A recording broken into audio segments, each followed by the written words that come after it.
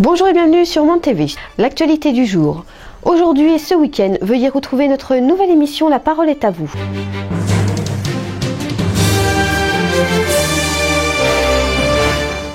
Bonjour, je suis Fabrice Torisson, responsable de l'opposition au conseil municipal de la ville de Limay, accompagné ce matin aujourd'hui par Raphaël Cognier et Martine Moreau, eux-mêmes au conseil municipal dans l'opposition. Cette commune, que nous connaissons particulièrement bien, bénéficie d'un environnement assez agréable puisque nous sommes situés entre le Vexin français et la vallée de la Vaucouleurs et traversés par la Seine, ce qui en fait un territoire dans l'absolu très agréable, malgré une gestion depuis quelques années très compliquée au sein de la commune. J'en prends pour preuve certains points qui sautent aux yeux, notamment en centre-ville, comme des problématiques d'enfouissement de réseau. C'est très catastrophique. Nous avons un retard énorme sur l'enfouissement des câbles et des réseaux au sens large du terme. Des trottoirs peu entretenus et très peu larges qui engendrent des soucis pour les mamans avec les poussettes. Enfin, un environnement finalement qui n'a pas du tout été travaillé depuis 20, voire plus, peut-être 30 ans. Un autre point majeur aussi dont l'actualité exprime les désagréments, c'est la pollution liée au développement de la zone industrielle. Nous reconnaissons à notre niveau que la zone industrielle nourrit la commune de par ses emplois, nourrit la commune de par sa taxe professionnelle, puisque la ville jouit justement de l'arrivée de l'ensemble de ces entreprises et bénéficie des retombées financières.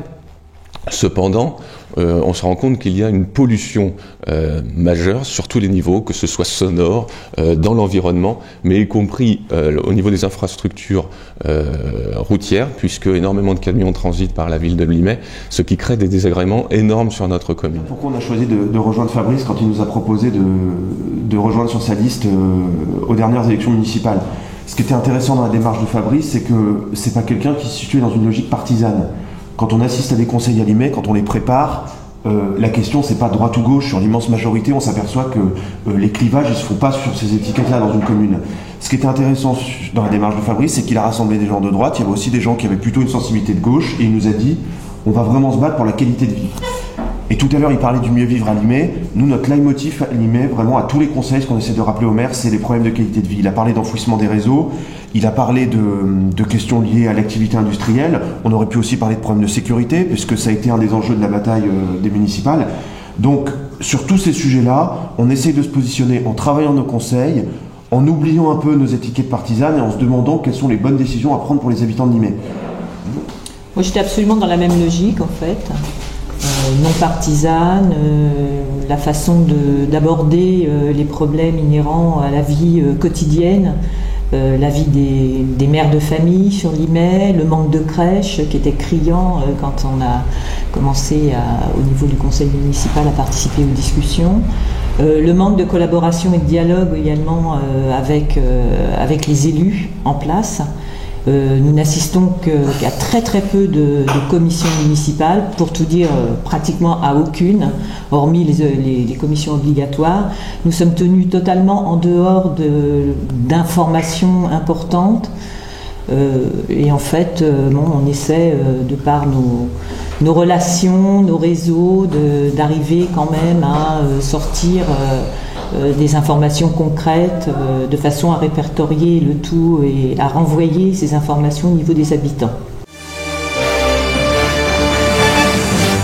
Tout ce qu'on peut en dire, c'est que M. Rouleau est vraiment parachuté et que c'est une logique partisane, ce dont on se défend, nous, à notre niveau de l'opposition, et qu'il aurait été certainement préférable, d'après le recul des autres conseillers et des maires adjoints, que l'un d'eux soit positionné comme maire. Nous, avec Jacques Saint-Amand, ça s'est toujours bien passé, c'est-à-dire qu'on a fait campagne contre lui, contre sa liste, puisqu'on avait un projet différent, mais l'impression qu'on a quand même, c'est qu'il nous respectait, c'est quelqu'un d'agréable, Jacques Saint-Amand.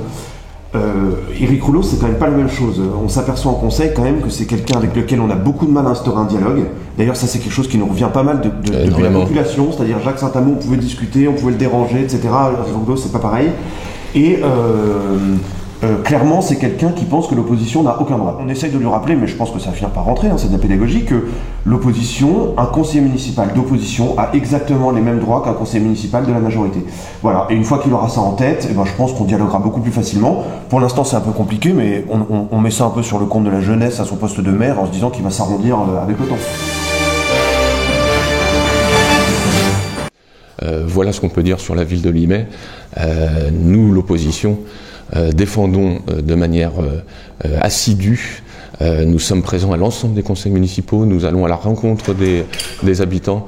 Nous défendons ce terme qui est le mieux vivre dans notre commune et mieux vivre Limay.